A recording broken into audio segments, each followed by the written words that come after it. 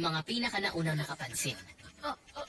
Nagpinagmulan ng lahat Ano bang nangyayari?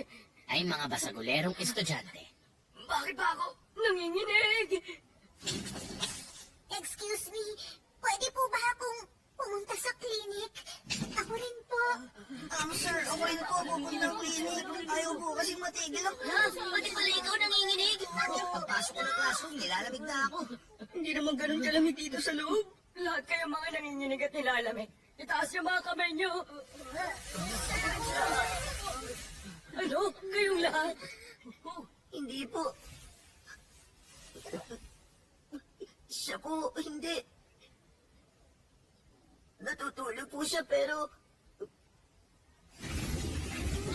Makihan, ma.